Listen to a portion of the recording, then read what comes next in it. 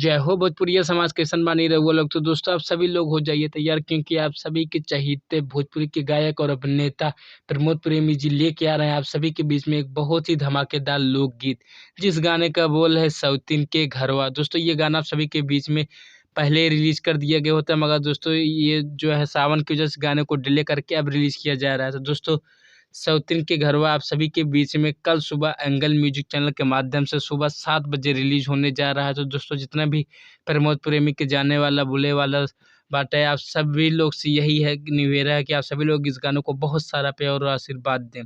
दोस्तों इस गाने के गीतकार बोले तो दोस्तों कृष्णा बेदर्दी हैं। दोस्तों अगर गाने को अगर म्यूजिक दिया है आर्या शर्मा ने, तो दोस्तों आप सभी के बीच में कल सुबह सौतीन के घरों का full video song angle music पे छूट रहा है। तो दोस्तों जितने भी प्रमोद प्रेमी फैन इस गानों को ज़्यादा से ज़्यादा सुनो, प्यार और आशीर्वाद दें। जी हाँ दोस्तों, जितने भी प्रमोद प्रेमी के फैन वाले भोजपुरी म्यूजिक चैनल को सब्सक्राइब करिए, काहे कि प्रमोद प्रेमी जी का खबर सबसे पहले आपके भोजपुरी म्यूजिक चैनल पे ही मिलेगा।